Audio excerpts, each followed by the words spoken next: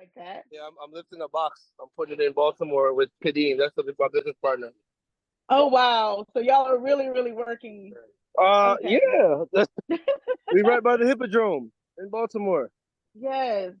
Yes. Oh, because I know the street. Like I know this street in Baltimore. So yeah, plenty long nights in Baltimore back in the day. So as you like, so I'll let you getting there with the box, and then I'll have a couple questions. No, you could. I mean, what's you could talk about Okay. everything. So I see that you this is your second time opening in Baltimore. Oh, third. Third, Lord have mercy. Okay, so third time's a Yes, charm. So exactly. this is what I'll say. So what was the motivation to come back for the third time to Baltimore? Um, I wouldn't say it was motivation. Because motivation will get you to start, but it Mhm. usually doesn't make you finish because things happen during that process. So to me, it was the conviction. It was me being convicted in my heart that once I came to Baltimore, we opened up on Poplar Grove. I saw the people, I saw the support, I saw what we could do in the community and be a difference. I was convicted, and you couldn't tell me nothing that Baltimore was for us, and that Right. Baltimore was, although it was different from DC, it was a place that really needed us. So I was convicted to come back and help the community and give our product out. Nothing was going to stop me. It doesn't matter if there was a fourth time or a fifth time. I was going to come back. And I see that puts a different spin on it because a lot of people say, "Oh, I'm motivated." No, being convicted is you're absolutely correct. It's a total different focus. Yeah. So, what can the Baltimore community expect this time around from Jerk at Night? So I think Baltimore is getting like an enigma of passion, perseverance, and growth. The growth process is not it's not pretty. But what we have done is we've been able to fix our recipes, our systems, the type of people that we've employed and represent our company. And I think that Baltimore is going to get a better version of us than when we were first here.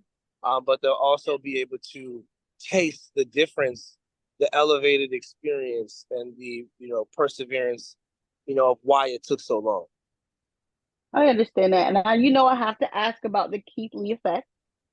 How has that impacted your brand and your business? Well, I'm gonna say like we were pretty much busy before. It just is a blessing because the 8th Street location I caught on fire and we were kind of slow at the other location. So the Keithley effect helped the other location on Queens Chapel Road pick up more foot traffic. And like a lot of people were like, oh, I thought they only had one on 8th Street. Like we really had customers who only thought we had an 8th Street location when we opened the Queens Chapel one before the 8th Street. So it's just amazing to see that there are gaps in our marketing. There's ways that we need to push our locations more because we shouldn't have customers who had no idea that another location didn't exist. So Keith That is Lee true. helped our business in the marketing aspect, and he brought more people to our location on Queens Chapel Road, which helped us, be able to afford to pay our employees who were affected by the H Street fire. We had people that were like, I need hours, I have to work, and we were hanging on by a thread to keep people. And Keith Lee just showed up, gave us a good review, right when we were nickel and diamond on our last, and gave us that strength to push through. And now we're about to open up Baltimore, which is right behind me. It's so pretty. Yeah. Okay, because when I come to Baltimore, I spend a whole day. Like I come early in the morning and I leave at night, sometimes early the next morning, but that's Oh, besides really? the point. Yeah, yes, because of how far I live from Yeah. Baltimore. But I go to DC. Like I'm 30 minutes outside DC. So I've been Yeah, to no the problem. DC location, but it's Yeah. like you have to know like Baltimore is a totally different vibe. So one, I'm excited that Yeah, we're here in Baltimore right Baltimore. now. Oh, it's Yeah. so pretty. Like so Yeah. even oh wow. That's gonna be because y'all Your soft opening. I'm gonna try. I'm trying to make it because that's my birthday. So I'm definitely gonna try to get to Baltimore because one, Yeah. I plantains are the only thing. I'm allergic to bananas, so plantains are the only version of bananas I can eat. So I'm excited about that. So, what would be your favorite dish on the menu? I didn't hear what you just said. What would be your favorite dish on your menu? I think my favorite dish is the there's so many favorites. I don't know. I think my favorite dish would have to be the jerk box and mac because it's something that, we created out of my dorm room at Howard University. It stayed with us. It was a food truck staple. And I think the jerk box and mac made us different than any other Jamaican place. And it kind of brought in a different demographic of people who would not Yeah. normally try Jamaican food. I just think it attacks all angles. Like if you like, Southern food, American food, you're gonna like that mac and cheese. If you like Jamaican, you got the traditional jerk chicken. And also that bread, the bread that we use, it just brings everything together and it makes it, a great meal. When you were in your dorm room in Howard, right? Mm-hmm. Did you imagine this, this path that you're on right now? You know what? I'm not gonna lie. Yes, I knew that there was no plan B after that. I had gotten locked up. I was on house arrest. I couldn't leave my house, and I said, all those dreams you had about going to med school, that's done now. This is what you have. God gave you a talent, and don't disrespect the talent that God gave you. So if you're not gonna think that you're gonna do it big, then don't do it at all. If you are afraid to fail, then don't do it at all. I knew that I would fail. I knew I'm not gonna be everybody's cup of tea. I knew I was gonna get bad reviews and not everyone's gonna like the food. And people told us that we shouldn't be in business. People would say this is the worst place I ever ate at. It was very hard, but you have to understand that when you start something, it's your job to finish and it's nobody else's job. So I just kept going and learning from my mistakes. And I realized when I was in my dorm, it was kind of similar to I pledged Omega Psi Phi, by the way, too. So yeah, but pledging a fraternity taught me not to give up. So let's start there. I learned not to give up from the fraternity and the process. And then after that, it translated to, okay, I'm starting a business. That's a process in itself.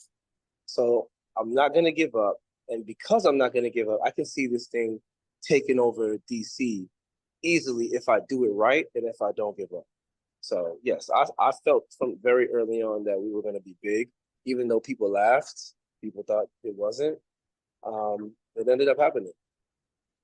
I mean, that is a great way to one inspire others because a lot of people would have gave up. Because Yeah. one bad word, you're I like, mean, don't get me wrong. I had days where I just wanted to give up, but I said I made a promise to God, and I made a promise to my peers and my friends who helped me that I wasn't going to let their help go in vain.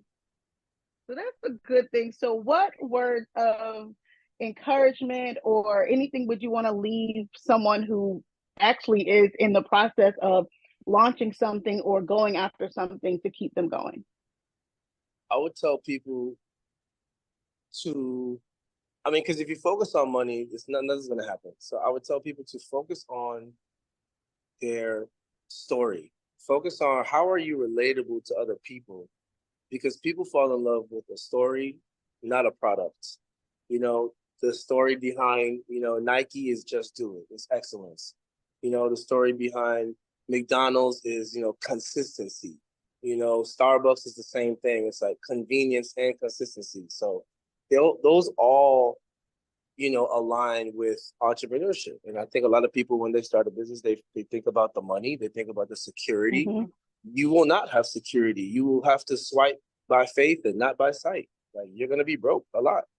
And I would just tell young entrepreneurs that just because you don't have the money doesn't mean you don't have the products. I just would find yourself I would try to find yourself looking on, YouTube or listening to motivational speakers, reading your Bible, getting to learn God and yourself more, and just letting God take the wheel sometimes. Like it's not always about you. It's not always about what you think is right. Sometimes God closes doors. So yes, my name is Kadeem Todd. I've been in this business pretty much since its inception.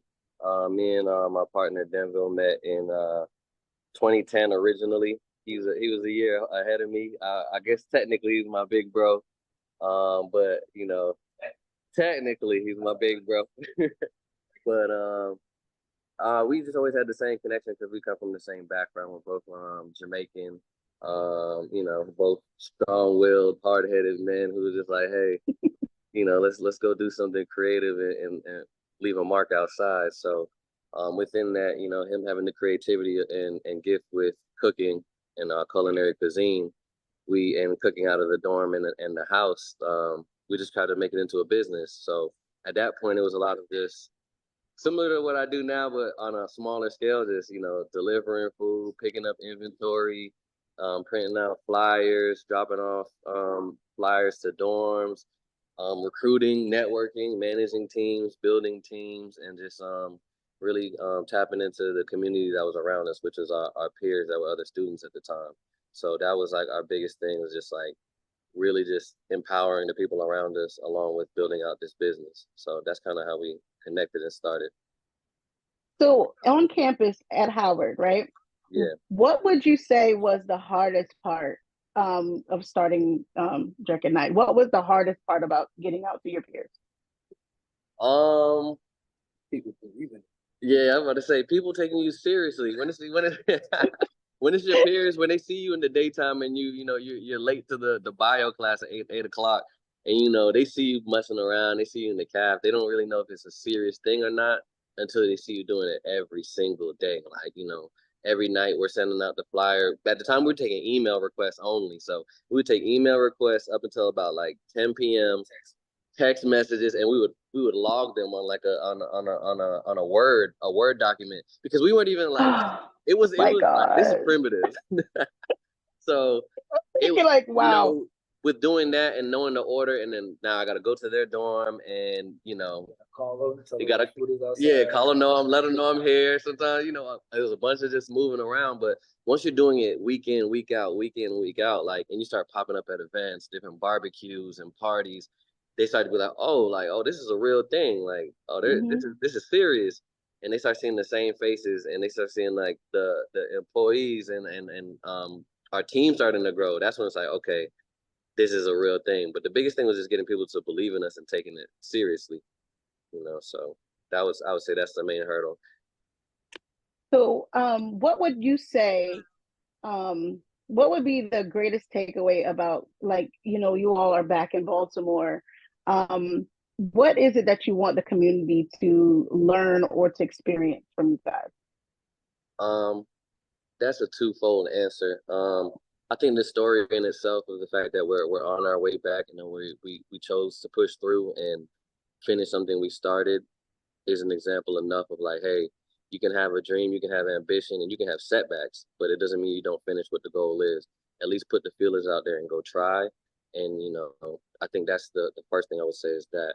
The second part would just be, we don't come to Baltimore and try to take over with a bunch of, as if we're like, as DCites, and just be like, oh, we're just here to suck money out of the community and just leave. It's more like the same thing. While we were outside on this FaceTime, there's a gentleman outside. I shake his hand. I look him in the eyes. He tells me, hey, I really need an opportunity. And I told him we're giving opportunities like that out. So that would be the biggest things, that we're employing people around us. We're giving opportunity to people around us. And we want to give an elevated experience to the same community around us. So we're not here to take, we're here to give. So that would be the second part. I love that. See, I love that. Yeah, I'm being community focused is something that a lot of businesses forget about because they're trying to grow. But yes, I love the fact that you're within the community, looking for the community to work and to have, because jobs are, even everybody says they're hiring, jobs are few and far between. especially for individuals who may have had a past or have a shortened job history. So that's a good thing. I'm happy that you are giving opportunities to others. So what is, let me segue into, what is your favorite item on your menu? Oh, my personal favorite. It varies, but I'm gonna be completely honest with you, and I'm biased because I make it. It's jerk chicken. I love jerk chicken. I've improved my grilling skills to a whole nother level. Yep. So, so I must say through the fire, I earned my stripes. So I love that jerk chicken. Like there's flavor in the oxtail. It's always gonna be like a homemade favorite, but when it comes down to it, I'm gonna pick jerk chicken every time. Because I have to ask. Yeah. Y'all have a grill in the back, right? Of course, we do Okay, this the because right way. I was about to say, because if I I have go scars. to, Hold on, I have scars from grilling all these years, literally. okay, good. So you We have it earned down. it. Okay, cool. Because one thing that I've noticed, if I go to a Caribbean or Jamaican restaurant, I don't smell a grill out back. Yeah. No. I know you can't smell it through the video. I smell like smoke right now. We literally just left our DC location, and I was on the grill. Like that's home base for me. And we take it serious. We import pimento wood for our grilling and doing it the right way. So I know a lot of people skip that step, but I don't think you have jerk chicken without pimento. So Without pimento. You cannot, and I will say that you cannot have authentic without that, you know. So I'm happy about that. That's something that I will definitely, that's my litmus test. Like, wait a minute, how do y'all make how do y'all you jerk? Yeah. We've tried the So variations, but there's only one way, you know. there's And only no, I there's can't only one disrespect my way. mom and my grandma like that. So we have to do it the right way. I love that. So as I asked Danville, what words of motivation or encouragement would you give to someone who is working on something, hasn't launched it yet, or in the midst of launching something? What words of encouragement would you give them so that they can be on their journey? I honestly would say start. It's starting. I would probably say is the hardest part because, like you asked me a question about the hurdle at Howard, it was just more so just how am I gonna? You're thinking of all these things, all the things that can go wrong. You're thinking in your brain like, okay, how am I gonna look? How are people gonna look at me? Are they gonna take it seriously? Am I ready? Once you quiet all those voices in your head and you just start, it propels you. That makes the momentum so that way you can now start problem solving. You learn new techniques, you learn new things about yourself that you never knew, and it develops your business along the way. And you can try to study, you can research, you can go on YouTube and TikTok all day long, but if you're not implementing something in real life and starting it, you won't know. It's like jumping into a pool with cold water. You know, you got to get in there, you got to get the reps, and you got to do the time. So my biggest advice would always be start and be confident in your plan and in yourself and in the gifts that God gives you. Well, thank you so much for sharing that. So I'm gonna drop the address in the description and also in the article. I'm happy and I'm excited about your reopening. As I said before, it's on my birthday, so I'm trying to work my way to get to I was about to say, Baltimore. are you coming? Am I going to see you there? I'm going to make it my effort to get there because one, that's my favorite cuisine, and I'm from the South, so and we're Listen, you're the first person I see with a plate of jerk chicken in their hands. You're the litmus test of this now. So yeah, because I'm depending on like, you. because I'm like, I'm so what are depending you on talking you. about The birthday? fate of this business depends on you come showing up and coming and telling us if the chicken is good or not. I'm gonna make sure because it's like, how am I going to get there? Like, you know, what do I have to do? Because one thing I don't like to do is drive, but You I, let us know how we can help and facilitate, and we'll make it a priority. Trust me, like honestly. So I we would love to have you in appreciate that. attendance. And you just anything you have our information, or I could follow up with it, but we would love to have you in attendance for sure. We would love to see you for sure, 1,000%. I know. I will do what I need to do because y'all know I love my Baltimore, but I really want to thank you, Reagan. Of course, thank you so much for making this interview happen. I'm excited for y'all's opening, and I know that it's going to be everything. And this community focus is my biggest thing. So I want to thank I want to thank you both for being on, for chatting with me today. So y'all have a good day. I got to get to writing and We editing. appreciate you. Kadeem, thank you so much. I know we have not had a chance to connect, but Shan, thank you so much. Kadeem, I look forward to meeting you. Very soon. Thank you again for your time and interviewing us. I appreciate it. You're Thank most you. welcome. All right, Y'all have a good day. You too. Bye-bye.